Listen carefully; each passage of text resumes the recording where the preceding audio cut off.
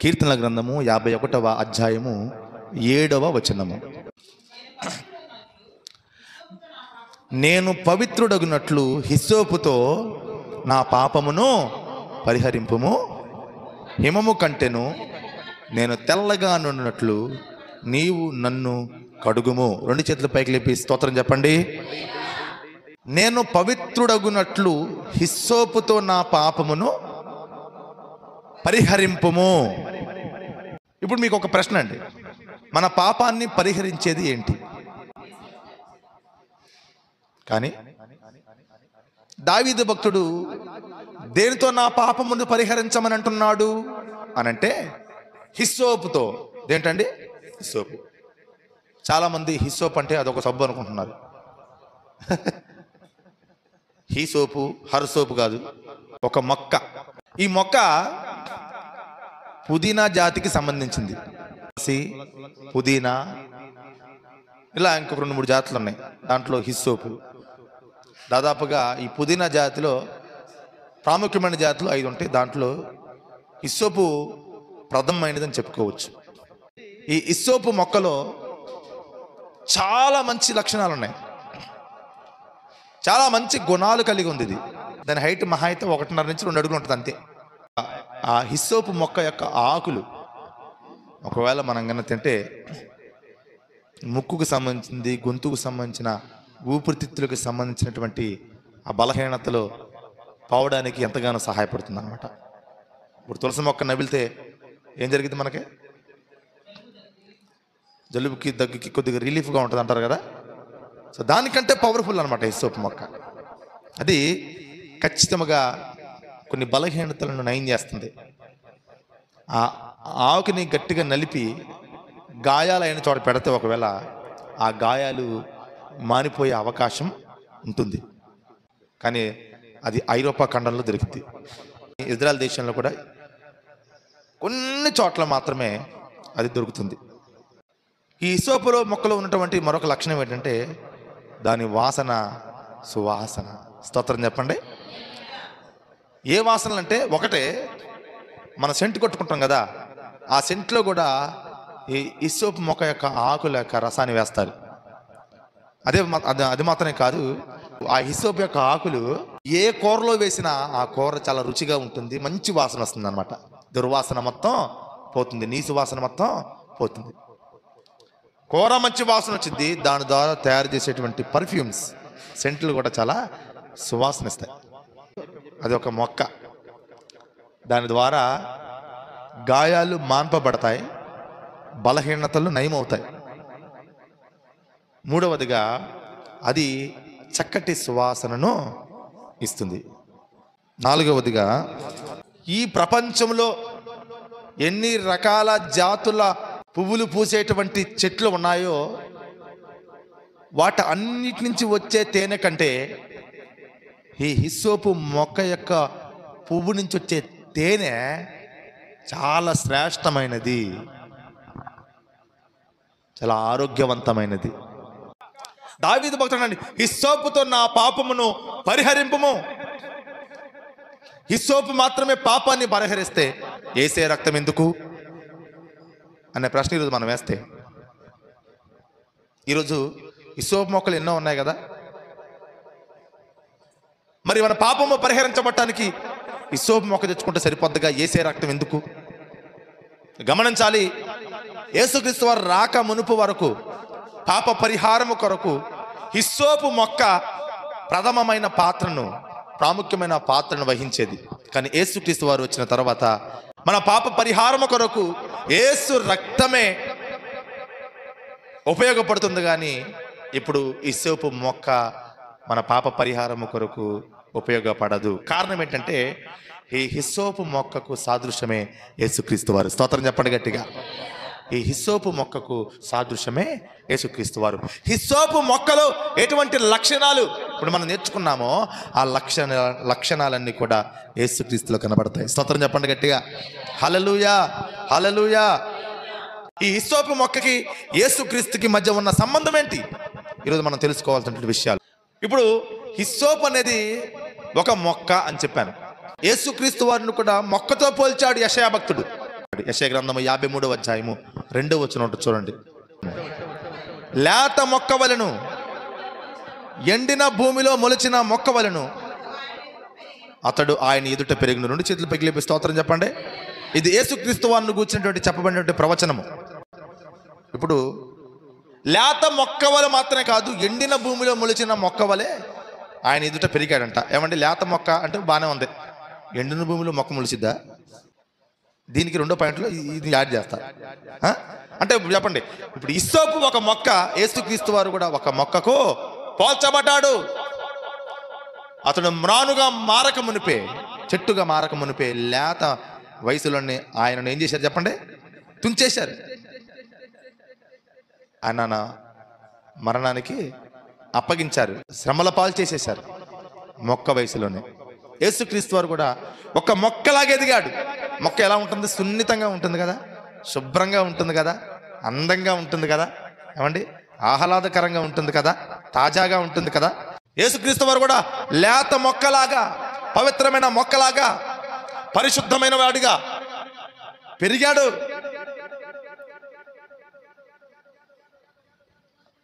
ఎంతో సున్నితముగా పెరిగాడు, పవిత్రముగా ఈ లోకంలో జీవించాడండి. సో హిస్సోపు అనేది ఒక మొక్క అయితే, యేసుక్రీస్తు వారు కూడా ఎవరికి పోల్చబడ్డాడు? మొక్కకు పోల్చబడ్డాడు. ఆ మొక్క ఎలాగైతే పవిత్రమైనదో చెప్పండి, యేసుక్రీస్తు వారు కూడా ఈ మొక్క అంతకంటే పవిత్రమైన వాడు. స్తోత్రం చెప్పండి. ఇప్పుడు ఇది ఎక్కడ మొలుస్తుందంట? 2వదిగా ఎండినా అంటే ఈ మొక్క ఎక్కడ మొలుస్తుందంటే ఆశ్చర్యపోతారు. 1వ రాజు 4వ అధ్యాయం 33 వచ్చినట్టు చూడండి. మరియు లెబానాన్లో నుండి దేవదారు వృక్షమే గాని గోడలో నుండి మొలుచు హిస్సోపు మొక్కనైనా చెట్లన్నిటిని గురించి అతడు రాశాను. 2 చేతులు పైకి లేపి స్తోత్రం చెప్పండి. సొలొమోను భక్తుడు అంట చెట్లన్నిటి గురించి రాశాడంట. అంటే ఏ చెట్లు?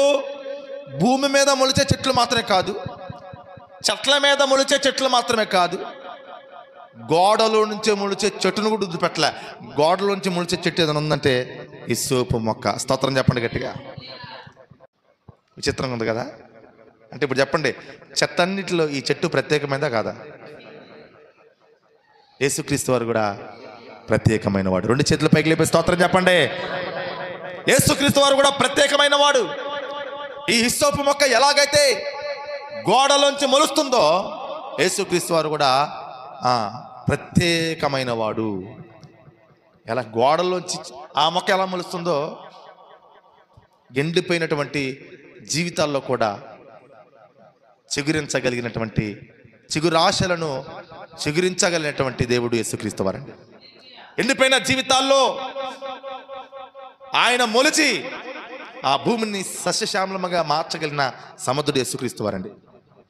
ఒక గోడ మీద ఒక చెట్టు మొలిచిందంటే అసలు ఆ గోడ పడేయడానికి మనం ఇష్టపడం, కానీ ఎవరు పెట్టకపోయినా ఆ మొక్క గోడలో నుంచి మొలుస్తుందంట. ఈరోజు యేసుక్రీస్తు వారు కూడా ప్రతి ప్రజల నుంచి కూడా ఏం చేస్తున్నాడు? ప్రతి ప్రజల్లో పుడుతున్నాడు ఆయన. అందుకే క్రిస్మస్ పండుగలు చేసుకుంటున్నాం. ప్రతి ఒక్కరిలో ఆయన పుడుతున్నాడు. ఈ ఎండిపోయిన జీవితానికి ఒక విలువను తెస్తున్నాడు. ఈ ఎండిపోయిన బ్రతుకుకి ఒక నిరీక్షణ పుట్టిస్తున్నాడు. ఈ ఎండిపోయిన జీవితానికి రక్షణ భాగ్యాన్ని అనుగ్రహిస్తున్నాడు. ఆయన పుట్టడం వలనే ఈరోజు మనిషి ఏమవుతున్నాడు చెప్పండి? పవిత్రుడవుతున్నాడు. స్తోత్రం చెప్పండి. కనుక ఆ చెట్టు ఎలా ప్రత్యేకమైనదో పుట్టడంలో, యేసుక్రీస్తు వారు కూడా ప్రత్యేకమైన వాడు పుట్టడంలో. ఇదే విషయాన్ని అపోస్తలుడైన పౌలు గారు అంటారండి. హెబ్రీయులకు రాసిన పత్రిక 7వ అధ్యాయంలో 26వ వచనంలో ఉంటుంది కదా, ఆయన పవిత్రుడును, నిర్దోషియు, నిష్కల్మషుడును, పాపుల్లో చేరక ప్రత్యేకంగా ఉన్నవాడును, ఆకాశము కంటే మిక్కిలి హెచ్చైన వాడునైనా ఇట్టి ప్రధాన యాజకుడు మనకు సరిపోయిన వాడు. స్తోత్రం చెప్పండి ఒకసారి గట్టిగా. హల్లెలూయా. ఈయనెవరో ప్రత్యేకంగా ఉన్నవాడు, పాపుల్లో చేరక ప్రత్యేకంగా ఉన్నవాడు. ఆ చెట్టు కూడా మిగతా చెట్లలో చేరక ప్రత్యేకంగా మొలిచే చెట్టు. అది పాడుపడిపోయినటువంటి గోడల్లో మొలిచే చెట్టు, పురాతన గోడల్లో మొలిచే చెట్టు. అది ఎవరో కూడా ఆ గృహానికి లేకపోతే ఆ పాడుపడిపోయినటువంటి ఆ గోడ దగ్గరికి వెళ్ళని ప్రాంతంలో మొలిచే చెట్టు. ఆ చెట్టు కోసమైనా సరే ఆ గోడ దగ్గరికి మనుషులు వెళ్ళాల్సిందే. ఈరోజు యేసుక్రీస్తు వారు ఎవరిలో పుట్టినా ఆ వ్యక్తి కోసం కాకపోయినా ఆ యేసే కోసమైనా ఆ వ్యక్తి దగ్గరికి వెళ్ళి ఆదరించాల్సిందే, పరామర్శించాల్సిందే, ప్రార్థించాల్సిందే. అడుక్కు తినేవాడిని కూడా అమ్మా అని అంటున్నారంటే దానికి కారణం యేసు కాదా? ఎవరో వెళ్ళని ఆ పాడు పడిపోయినటువంటి గోడ దగ్గరకి, గోడల నుంచి మొలిచిన ఆ లేత మొక్కని హిస్సోపు మొక్క ఆకర్షిస్తుంది. ఇప్పుడు ఆ మొక్క కోసమైనా సరే ఆ గోడను పడగొట్టరు. స్తోత్రం చెప్పండి గట్టిగా. నీలో యేసయ్య పుడితే, పాపుల్లో చేరక ప్రత్యేకంగా ఉన్నవాడు నీలో పుడితే విలువలేని నీకు కూడా విలువనిస్తాడు. నిన్ను కూడా ఒక ప్రత్యేకమైన వ్యక్తిగా ప్రజలకు కనపరుస్తాడు దేవుడు. స్తోత్రం చెప్పండి.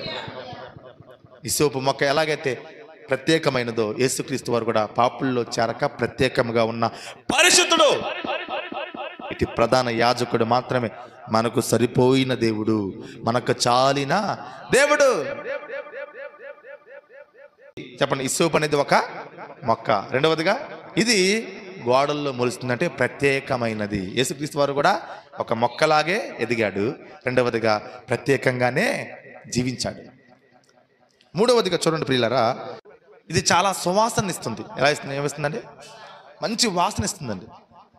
అది మనం ఈ పర్ఫ్యూమ్కి సంబంధించిన వాసనైనా, లేకపోతే కూరకు సంబంధించినటువంటి వాటిల్లో వేసినప్పుడు అప్పుడు వచ్చే ఏ వాసన సరే, ఇది ఎందులో వేసినా ఎలా వాడినా సరే దాని ఆకు చక్కటి వాసనను ఇస్తుంది.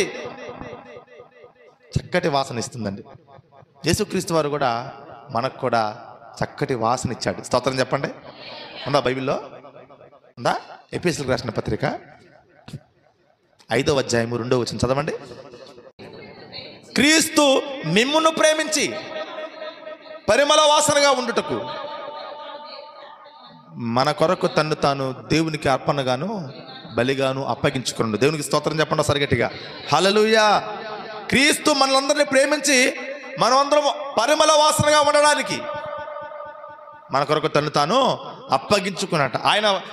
ఆయన చనిపోతేనే మనము సువాసన కలిగి ఉంటాం, పరిమళ వాసన కలిగి ఉంటాం. ఆ ఆకు కూడా నలపబడితేనే స్మెల్ వచ్చింది, మనకి స్మెల్ వచ్చింది. స్తోత్రం చెప్పండి గట్టిగా. ఆయన కూడా చనిపోతేనే మనకేం కలుగుతుంది చెప్పండి? పరిమళ వాసన. ఏ వాసన అది? రక్షణ వాసన. స్తోత్రం చెప్పండి. జీవపు వాసన. లేకపోతే మన దగ్గర చావు వాసనే, మురికి వాసనే. ఈ మురికి జీవితానికి పరిమళ వాసన అనుగ్రహించి దేవుడు మనలను ఘనపరిచాడు. ఎవరిని ప్రేమించి? నిన్ను ప్రేమించి. ఎవరు సువాసనగా ఉండాలని? నీవు సువాసనగా ఉండాలని ఆయన నలపబడ్డాడు, ఆయన కొట్టబడ్డాడు, ఆయన గాయపరచబడ్డాడు. ఆయన మన కొరకు తన రక్తమంతా కార్చాడు. ఈరోజు ఆయన కాచిన రక్తమును బట్టే మనము పరిమళ వాసనగా ఉండటానికి కారణం అయింది. సో ఇప్పుడు చెప్పండి, ఆ లేత మొక్క, ఆ హిస్సోపు మొక్క సువాసనను ఇస్తుంది. యేసుక్రీస్తు వారు కూడా మనకు సువాసనను వెదజల్లి రక్షణ వాసన ఇచ్చాడు మనకి. ఈరోజు రక్షించబడాలి మనమందరం కూడా. నీలో రక్షణపు వాసన లేకపోతే దేవుడు నిన్ను తుంచుకోడు. నీలో రక్షణ వాసన లేకపోతే దేవుడు నిన్ను తుంచుకోడు. అదేంటయ్య గారు? ఇప్పుడు ఎవరైనా సరే పువ్వుని, ఏ పువ్వుని తుంచుకుంటారు?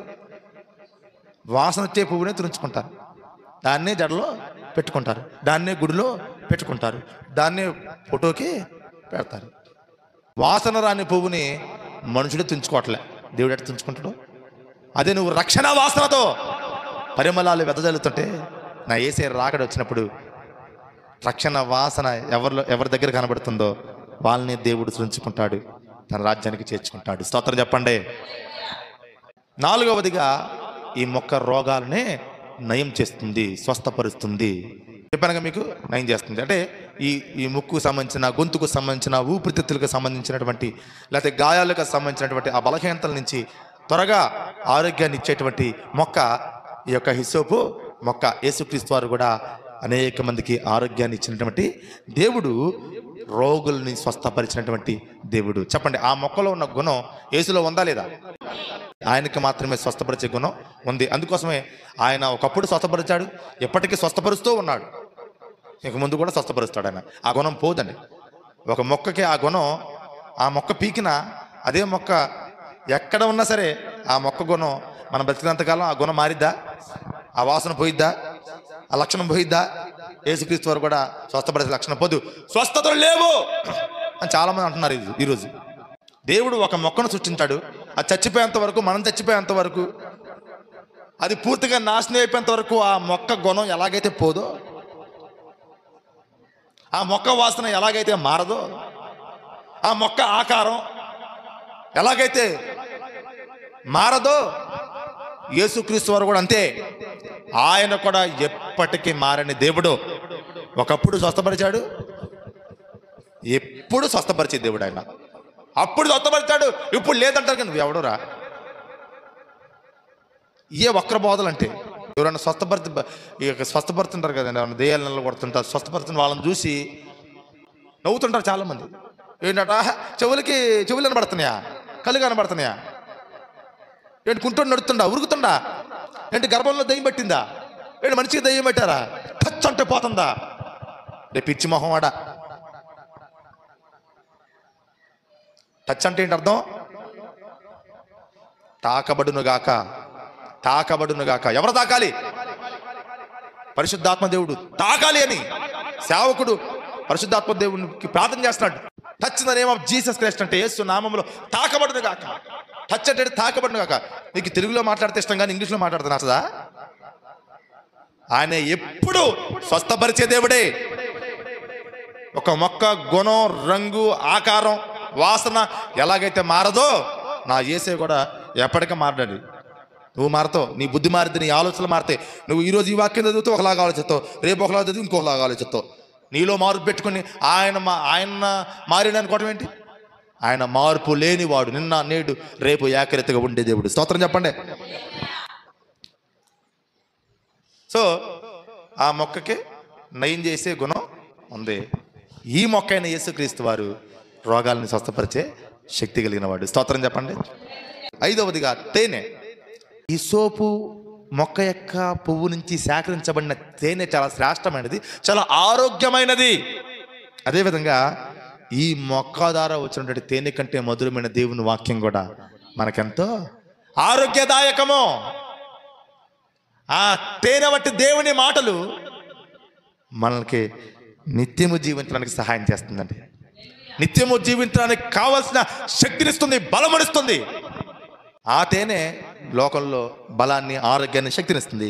కానీ ఈ యేసే నోటి నుంచి వచ్చేటువంటి ఈ తేనె కంటే, జుంట తేనె దారుల కంటే మధురమైన ఈ మాటలు చెప్పండి మనకెంత బలాన్ని, శక్తిని ఇస్తుంది, ధైర్యాన్ని ఇస్తుంది, నమ్మకాన్ని ఇస్తుంది, విశ్వాసం ఇస్తుంది, నిరీక్షణ ఇస్తుంది, నిత్యరాజ్యానికి నడిపిస్తుంది ఆ తేనె వంటి మాటలు. స్తోత్రం. ఆరోదుకు చెప్పి ముగిచ్చేద్దాం. ఈ హిస్సోపు మొక్కను రక్త ప్రోక్షణకు వాడేవారు. ఐగుప్తు దేశంలో ఇజ్రాయేల్లో 400 సంవత్సరాల బానిసలుగా ఉన్నారు కదా. అక్కడి నుంచి దేవుడు ఏం చేశాడు? వాళ్ళని 10 తెగుల్ని ఐగుప్తుని కలగజేసి ఇజ్రాయేల్ ప్రజలను మోషే గారి ద్వారా విడిపించాడు కదండి. ఆ విడిపించే క్రమంలో 10వ తెగులు వచ్చినప్పుడు, లాస్ట్ తెగులు ఏంటంటే, ఆ యొక్క దేశంలో ఉన్న మొదటి మగ సంతానం అంతా ఏమైపోద్ది? చంపివేయబడుతుంది అని చెప్పినప్పుడు, సంహారదూత వస్తుంది అని చెప్పినప్పుడు, దేవుడు ఇజ్రాయేలీలను సంహారదూత దాటిపోవాలని ఒక చిన్న పనిని వారికి పెట్టాడు. ఆ పని ఏంటంటే నిర్గమాకాండము 12వ అధ్యాయము 22వ వచనం. మరియు హిస్సోపు కుంచె తీసుకుని పల్లెములోనున్న రక్తములో దానిని ముంచి ద్వారబంధపు పైకమిని 2 నిలువ కమ్ములకును పల్లెములోని రక్తమును తాకింపవలెను. స్తోత్రం చెప్పండి ఒకసారి గట్టిగా. ఇప్పుడు సంహారదూత మిమ్మల్ని దాటిపోవాలంటే ఒక గొర్రెను వధించాలి, పస్కాను ఆచరించాలి. ఆ రక్తాన్ని ఒక ప్లేట్లో ఉంచి ఆ హిస్సోపు కుంచెను ఆ పల్లెములో ఉన్న రక్తములో ముంచి ఆ హిస్సోపు కుంచెను తీసి ద్వారబంధపు పైకం మీద 2 నిలువు కమ్ముల మీద ఆ రక్తాన్ని ఏం చేయాలి? తాకింప చేయాలి. హిస్సోపు మొక్కని ఎందుకు ఉపయోగించారంటే అది చాలా పవిత్రమైన మొక్క, అది ప్రత్యేకమైనటువంటి మొక్క. ఆ మొక్క రక్త ప్రోక్షణకు ఉపయోగించేటువంటి ప్రధానమైన మొక్క.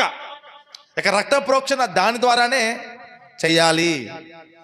ఆ గొర్రెపిల్ల రక్తాన్ని పైకం మీద 2 నిలువు కమ్ముల మీద పూయాలి దాంతో. అంటే ఇప్పుడు రక్త ప్రోక్షణకి అవసరమైన మొక్క ఏ మొక్క? హిస్సోపు మొక్క. ఇప్పుడు ఆ హిస్సోపు మొక్క ఎప్పుడైతే ఆ ద్వారబంధకపు కమ్మెలకి పోస్తారో ఆ రక్తాన్ని చూసిన ఆ సంహార దూత ఏం చేయబడిద్ది? దాటిపోద్ది. ఈరోజు చెప్తున్నానండి, మన జీవితాల కూడా యేసే రక్తము పోయబడాలి అని అర్థం చెప్పండి. యేసే రక్తంలో కడగబడాలి. ఎవరైతే యేసే రక్తంలో కడగబడరో సంహార దూత వారిని దాటి పోదు.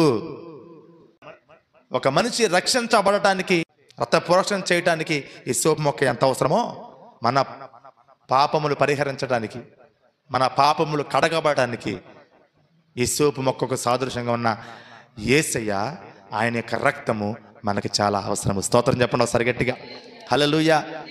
అంటే ఈ సోపు మొక్కలు ఉన్నటువంటి 6వ లక్షణం ఏంటంటే రక్తాన్ని ప్రోక్షిస్తుంది. యేసుక్రీస్తు వారు కూడా రక్తాన్ని ప్రోక్షించిన దేవుడు. ఆయనే ఈ సోపు మొక్కగా ఉండి ఆయన రక్తాన్ని మన కొరకు చిందించిన దేవుడు ఆయన. అంటే పాప పరిహారం జరగడానికి కూడా ఈ సోపు మొక్క అవసరం అండి. ఒక కుష్ఠరోగి అంటే శపించబడిన వాడు. ఆ రోజుల్లో దేవునికి శాపానికి గురైన వాడు అని అర్థం. వాళ్ళ తల్లిదండ్రులు చేసిందనుకో, వాడు చేసిందనుకో కుష్ఠరోగం. అయితే కుష్ఠరోగం నుంచి విడుదల పొందిన తర్వాత దేవుని ద్వారా అతడు పవిత్రుడు అని నిర్ధారణ చేయడానికి ఒక కార్యక్రమం చేయాలి. యాజకుడు ఏం చేయాలంటే పరిశుద్ధమైనటువంటి 2 పక్షులను తీసుకోవాలి. అందులో ఒక పక్షిని పారే నీళ్ళ దగ్గర తీసుకెళ్ళి దాన్ని ఖండించాలి. అప్పుడు ఆ పారే నీటిలో నుంచి ఈ ఇసోపు మొక్కను ఏం చేయాలి చెప్పండి? ముంచి ఆ యొక్క కుష్ఠరోగం నుంచి విడుదల పొందిన వ్యక్తి మీద చల్లాలి. అప్పుడు వాడు పవిత్రుడు. ఇప్పుడు రెండో పక్షిని ఏం చేయాలంటే ఒక పక్షిని చంపి ఇతని కొరకు మరొక పక్షిని విడిచిపెట్టాలి. ఇతడు పవిత్రుడు అని నిర్ధారణ చేయబడుతుంది. మన భాషలో చెప్పాలంటే ఇక సర్టిఫికేట్ అనమాట. స్తోత్రం చెప్పండి ఒకసారి గట్టిగా. ఈ సోపు మొక్క రక్త ప్రోక్షణకి ఎంతగానో, పాప ప్రక్షాళనకి, పాప పరిహారానికి ఉపయోగపడే మొక్క. యేసుక్రీస్తు వారు కూడా పాప ప్రక్షాళనకి, పాప పరిహారానికి ఉపయోగపడే ఏకైక దేవుడు. సర్వలోక పాప పరిహార రక్త ప్రోక్షణ అవశ్యం తదర్థం పరమాత్మ నా పుణ్యదాన బల్యాగము. సర్వలోకంలో మానవుల యొక్క పాపాలు పరిహరించబడాలంటే రక్తము ప్రోక్షించబడాలి, రక్తము చిందించబడాలి. తదర్థం పరమాత్మైన ఆ రక్తము పరిశుద్ధుడితో ఉండాలి. ఆ రక్తమే పాప పరిహారమును జరిగిస్తుంది. అందుకే అంటున్నాడు కదా, హిస్సోపుతో నా పాపమును పరిహరించము. ఎందుకంటే దానితోనే, హిస్సోపు మొక్కతోనే పాప పరిహారం జరిగింది. ఆ రోజుల్లో హిమమంత తెల్లగా, పరిశుద్ధంగా, పవిత్రంగా మార్చడానికి ఉపయోగపడేటువంటి మొక్క హిస్సోపు మొక్క. ఇప్పుడు ఆ హిస్సోపు మొక్కకి వాల్యూ, దానికి సాదృశ్యంగా ఉన్న యేసుక్రీస్తు. ఇప్పుడు లాస్ట్కి చెప్పండి, హిస్సోపు ఒక మొక్క, యేసుక్రీస్తు కూడా ఒక లేత మొక్కలాగా ఎదిగాడు. హిస్సోపు ఒక ప్రత్యేక గోడల్లో మొలిచేటువంటి ఒక ప్రత్యేకమైన చెట్టు. యేసుక్రీస్తు వారు కూడా పాపుల్లో చేరకుండా ప్రత్యేకంగా పరిశుద్ధంగా జీవించిన దేవుడు. యేసుక్రీస్తు వారు కూడా హిస్సోపు మొక్క పరిమళ వాసనను వెదజల్లే మొక్క. యేసుక్రీస్తు వారు కూడా ప్రపంచ మానవాళికి రక్షణ వాసనను అనుగ్రహించిన లేత మొక్క. చెప్పండి, హిస్సోపు మొక్క రోగాలను నయం చేసే మొక్క. చెప్పండి, యేసుక్రీస్తు వారు కూడా రోగాలను స్వస్థపరిచిన దేవుడు. హిస్సోపు మొక్క మంచి తేనెనిచ్చేటువంటి మొక్క, శ్రేష్టమైన ఆరోగ్యకరమైన శక్తివంతమైన బలమైన తేనెనిచ్చేటువంటి మొక్క. యేసుక్రీస్తు వారు కూడా తేనె కంటున్న, జుంటె తేనె దారాల కంటున్న మధురమైన దేవుని మాటలు ఇచ్చి మనల్ని ఆత్మీయంగా బలపరుస్తూ, శక్తితో నింపు దేవుని రాజ్యానికి నడిపిస్తున్నటువంటి మొక్క యేసుక్రీస్తు వారు. 6వదిగా హిస్సోపు మొక్క రక్త ప్రోక్షణకు అవసరమైన మొక్క. యేసుక్రీస్తు వారు కూడా రక్త ప్రోక్షణకు అవసరమైన దేవుడు. పాప పరిహారానికి, పాప ప్రక్షాళనకు, ప్రాయశ్చిత్తానికి కావలసినటువంటి మొక్క, కావలసినటువంటి దేవుడు యేసుక్రీస్తు వారు మాత్రమే. మన పాపాలకు ప్రక్షాళన జరుగుతుంది కనుక దయచేసి ఆయన చేసిన త్యాగాన్ని, ఆయన కార్యాలని జ్ఞాపకం చేసుకోండి. ఆయన నీ కొరకు ఎలా ఒదిగిపోయాడు, ఎలా నలిగిపోయాడు, ఎన్ని ఇబ్బందులు పడ్డాడు, ఎన్ని శ్రమలు పడ్డాడు. నువ్వు పరిమళ వాసనగా ఉండటానికి, నువ్వు ఆరోగ్యంగా ఉండటానికి, నువ్వు క్షేమంగా ఉండటానికి, నువ్వు దేవుని రాజ్యం చేరడానికి, నువ్వు పరిశుద్ధంగా బ్రతకడానికి, నువ్వు నీతి మార్గంలో జీవించడానికి దేవుడు నీ కొరకు బలియాగం అయిపోయాడు. నీ పాప పరిహారం చేయటానికి తనే ప్రాణత్యాగం చేశాడండి.